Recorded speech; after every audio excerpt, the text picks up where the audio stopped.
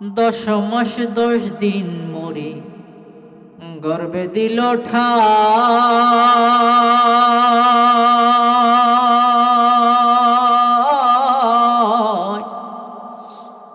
রক্ত মাংস খাইয়া ভবে আসলাম দুনিয়ায়।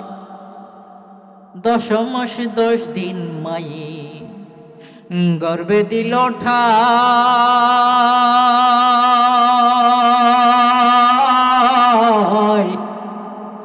রক্ত মাংস খাইয়া ভবে আসলাম দুনিয়ায়। বিদেশেতে যদি কারো সন্তান মারা যায়, পশু পাখি জানার আগে জানে তাহামায়। মায়ের প্রসব কালে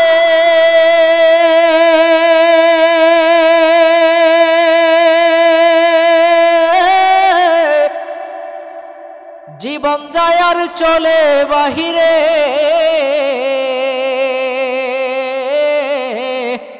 সেই মায়েকে দুঃখ কেমনে দিলা, জনম দুঃখিনী মা গর্ভধারিণী মা। দুঃখের দরদি আমার জনম দুঃখী মা। মা বাবাকে কষ্ট দেওয়া যাবে? মা বাবাকে কখনো কষ্ট দিবা না রে মুমিন। এই মা তোমাকে যখন 10 মাস 10 দিন গর্ভে ধারণ করেছে, মার পেটে যখন তুমি আসিলা গো বাজান, এই মা তোমাকে গর্ভের ভিতরে নিয়া ভালো কোনো কাজ করতে পারে নাই। এই মা উঁচা নিচা কাজ করতে পারে নাই, মা কলসির ভিতরে পানি নিতে পারে নাই। মা দুঃখিনী তোমাকে নিয়া বাড়ি বর্ত কোনো কাজ করতে পারে নাই, ভালো মন্দ কোনো খাইতে পারে নাই। এই মা দুঃখিনীকে যখন তুমি দুনিয়ায় ভূমিষ্ঠ হইবা গো, এই মা দুঃখিনী জিহ্বা কামড়াইয়া সহ্য করেছে। যখন প্রসব ব্যথা উঠেছে গো, আল্লাহ রাসূল বলেন মার পেটের ভিতরে যখন একটা বাচ্চা থাকে, তুমি আমি সবাই কিন্তু মায়ের পেটের ভিতরে একদিন ছিলাম কিনা? মায়ের পেটের ভিতরে যখন ছিলাম, মা প্রসব করতে যাইয়া এত পরিমাণ ব্যথা অনুভব করেছে, এই ব্যথাটা যদি 40 ভাগ কইরা কোনো পুরুষের পেটে দেওয়া হইতো, পুরুষ বেহুশ হইয়া দুনিয়ায় মারা যাইত। মার পেটে এমন প্রসব ব্যথা গো,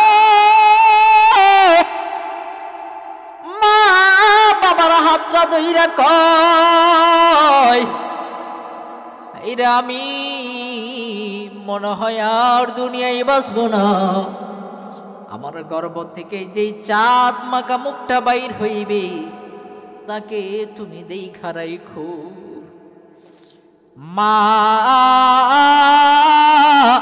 দুনিয়ায় ভূমিষ্ঠ কইরা আজকে মাকে আমরা লাঞ্ছিত অপমানিত করি, মাকে অপদস্থ কইরা ফেলাই, মাকে আমরা গালি দেই, মাকে আমরা লাথি মারি, মাকে আমরা খাবার দেই না। আল্লাহ রাসূল সাল্লাল্লাহু আলাইহি ওয়াসাল্লাম ডাক দিয়ে বলে, দুনিয়ায় তুমি লক্ষ লক্ষ কোটি কোটি টাকার মালিক হইলা, মসজিদ বানাইলা, মাদ্রাসা বানাইলা, বড় বক্তা হইলা, মুফতি হইলা, মুহাদ্দিস হইলা, কিন্তু মা বাবার খেদমত করলা না, মা বাবার মনে কষ্ট দিলা। তোমার মসজিদ, তোমার দান খয়রাত, তোমার মসজিদ, তোমার মাদ্রাসার দান খয়রাত কোনো কাজে লাগবে না। এই জন্য বাজান মাকে খুশি করো। মাকে যদি তুমি খুশি করতে পারো,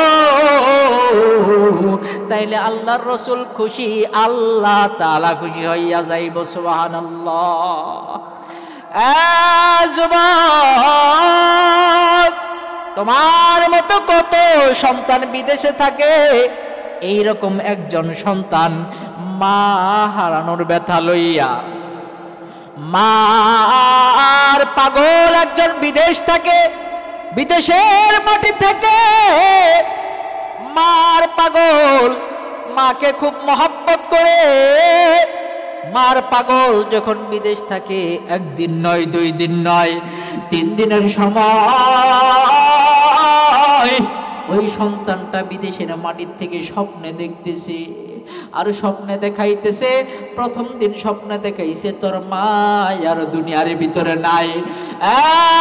আব্দুল মোল্লাফ, বিদেশের মাটিতে ঘুমাও, বাড়িতে যাইয়া দেখ তোর মা দুনিয়ার ভিতরে নাই। এবার আব্দুল মোল্লাফ বাড়ির থেকে ফোন পাওয়া মাত্রই স্বপ্নে দেখার সাথে সাথে বাড়ির ভিতরে একটা ফোন মারছে তার ভাইয়ের কাছে। ও বড় ভাই, আমি রাত্রে 12টার পরে ফোন দিছি। বড় ভাই আশ্চর্য হইয়া গেছে, তুমি এত রাত্রে কেন ফোন দিছ? এত রাত্রে ফোন দেওয়ার কারণটা কি? ছোট ভাই বিদেশ থেকে 2টা চোখে পানি ছাইরা জার হইয়া কান্দে। আর বড় ভাইকে বলে, বড় ভাই তুমি সত্যি কইরা বলো না, আমার মনে একটা খুতুবুতু, একটা মনের ভিতরে একটা কল্পনা জল্পনা। ও বড় ভাই তুমি বলো না, আমার বৃদ্ধ মাটা কেমন আছে গো? আমি মার খুব ভক্ত, আমি মাকে ভালোবাসি, মা কেমন আছে? আগে সর্বপ্রথম এই কথাটা আমাকে জানাও। বিদেশ থেকে ছুটে সন্তান ফোন করার পর ফোনটা যখন বড় ভাই রিসিভ করে ফেলেছে, বড় ভাইয়ের কাছে এইরকম ভাবে আকুতি মিনতি করতেছে, ও ভাই তুমি সত্যি কইরা বলো, আমার মা কেমন আছে গো? বড় ভাই এবার ফোনটা রাইখা দৌড় দিয়া বাবার কাছে গেছে। বাবা গো, কিছুক্ষণ আগে তোমার ছোট্ট সন্তান বিদেশ থেকে ফোন দিয়েছে। তোমার ছোট্ট সন্তান নাকি স্বপ্নে দেখেছে তার মা নাকি মারা গেছে। এখন তোমার ছোট্ট সন্তানকে আমরা কি দিয়া বুঝাইব? তোমার ছোট্ট সন্তানের মা, আমার মা তো গত 2 দিন আগেই দুনিয়া ত্যাগ করেছে। কিন্তু 1 দিন নয়, 2 দিন নয়, ছোট সন্তানকে যদি জানাও তাইলে ছোট সন্তান তো বিদেশ থেকে চলে আসবে। এই জন্য জানানো হয় নাই, না জানাইয়া কবর দিয়ে ফেলেছি, মাটি দিয়ে ফেলেছি। এবার তোমার ছোট্ট সন্তান স্বপ্নে দেখেছে, বারবার ফোন করতেছে আর মার খবর জানতে চাইতেছে। বাবা গো, তুমি আবার বলো তোমার ছোট সন্তানকে আমি কি দিয়া বুঝাইব? তোমার ছোট্ট সন্তান বারবার আমার কাছে মোবাইল করতেছে। এবার ছোট্ট সন্তান আবার বড় ভাইয়ের কাছে ফোন দিছে, ও ভাই তুমি সত্যি কইরা বলো না, আমি মা মোরা স্বপ্নে দেখা আমার কোনো কাজ কর্ম ভালো লাগে না। ভাই তুমি সত্যি কইরা বলো, আমার মা কেমন আছে গো? আমার মার কথা আমার বারবার মনে পড়তেছে। এ ভাই তুমি যদি সত্যি কথা না বলো, আমি কিন্তু আজকেই বিদেশ থেকে বাড়ির পথে রওনা দিলাম। এবার বড় ভাই বাবার কাছে যাইয়া বলে, বাবা গো তোমার ছোট্ট পাগল খবর পাইছে, কালকেই নাকি বাড়িতে চলে আসবে। এবার ছোট্ট ভাই যখন বাড়ির দিকে রওনা হয়েছে, এ বাজার এই মাহফিলের ভিতরে কার জানি মা নাই, কার জানি বাবা নাই, বাবা নাই। মার পাগল লইয়া যখন বিমান এয়ারফুটেলেন করেছে, বাবা এবং ভাই দুইজনে গাড়ি লইয়া সন্তানটাকে রিসিভ করার জন্য গেছে। রিসিভ করার পথে গাড়িটা যখন বড় ছোট সন্তানের সামনে ব্রেক করেছে, গাড়ির ভিতরে ছোট সন্তান উঠিয়া এবার ছোট সন্তানকে লইয়া যখন বাড়ির পথে রওনা দিয়েছে, ছোট সন্তান বাবাকে ডাক দিয়া বলে, ও বাবা গো, মা মরা স্বপ্নে দেখেছি, এই জন্য কারোর জন্য আমি কিছু আনতে পারি নাই। আমি মা মরা স্বপ্নে দেখা আমি বাবার জন্য কিছু আনতে পারি নাই, আমার বড় ভাইয়ের জন্য কিছু আনতে পারি নাই, কার জন্য কিছু আনতে পারি নাই। বাবা মন খারাপ কইরো না, ভাই মন খারাপ কইরো না। মার জন্য আমি 6 মাস আগে একটা স্বর্ণের চেন বানাইয়া রাখছিলাম গো বাবা। বাবা তুমি জানো আমি কারো জন্য কিছু আনতে পারি নাই, সবাই মন খারাপ করবে গো বাবা। তোমার হাতে এই স্বর্ণের মেডেলটা দিলাম, স্বর্ণের মালাটা দিলাম, তুমি আমার মাকে বুঝাইও কারো জন্য তোমার বাবা আব্দুল মোন্নাফ কিছু আনতে পারে না। বাবা যখন এই স্বর্ণের চেনটা হাতে নিবে, বাবা যার যার হইয়া কান্দে।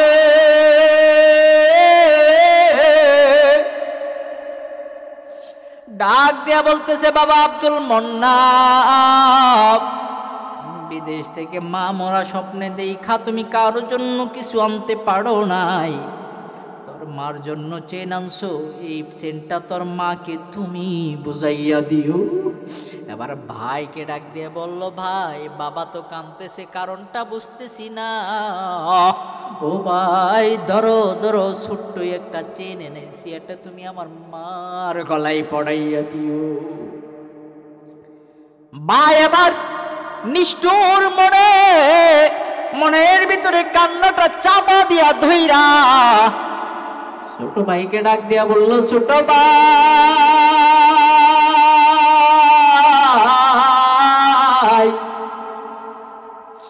মা মরা স্বপ্নে দেখা কারোর জন্য কিছু আনতে পারো নাই, যেহেতু মার জন্য একটা চেন আনছো, এই চেনটা তোমার হাত দিয়া মার গলায় পড়াইয়া দিলে মা বড় খুশি হইয়া যাইবে। এবার ছোট্ট সন্তান আব্দুল মোন্নাফ বাড়ির সামনে যখন গাড়িটা ব্রেক করেছে, চতুর্দিকে মহিলারা ঘিরাও কইরা ধরছে। চতুর্দিকে যখন মহিলারা ঘিরাও করে ধরছে, এবার আব্দুল মোন্নাফ গাড়ির থেকে নাইমা দেখে চতুর্দিকে জ্যাঠা জেঠি আত্মীয় স্বজন অন্যান্য মহিলাদের দেখা যায়, কিন্তু হতভাগায় আমার মাকে কেন দেখা যায় না। দৌড় দিয়ে এক মহিলা আব্দুল মোন্নাফের গলাটা জাবরাইয়া দইয়া কান্দে আর বলে, আব্দুল মোন্নাফ আইসনি, তুমি তো আইলা, এবার মা বইলা কারে ডাকবি। আব্দুল মোন্নাফ এবার জার জার হইয়া কান্দে। যেই ঘরের ভিতরে মা থাকতো গো, ওই ঘরের দরজার সামনে যাইয়া মাকে ডাকতেছে। ডাক দিয়া কয়, মা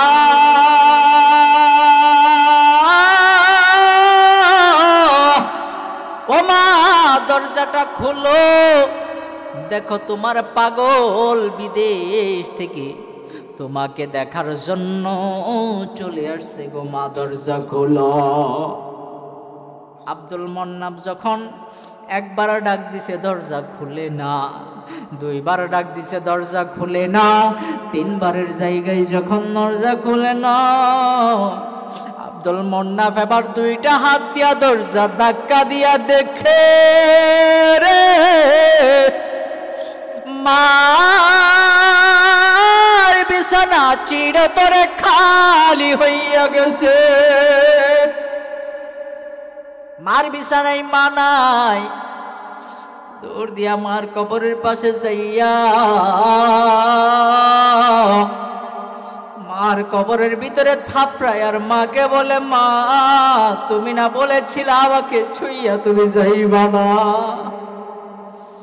মা তোমার জন্য কত কষ্ট কইরা এই স্বর্ণের চেনটা বানাইছি গো মা, এখন আমি কার গলায় এই স্বর্ণের চেনটা, এই স্বর্ণের মেডেলটা আমি পড়াইয়া দিব? মা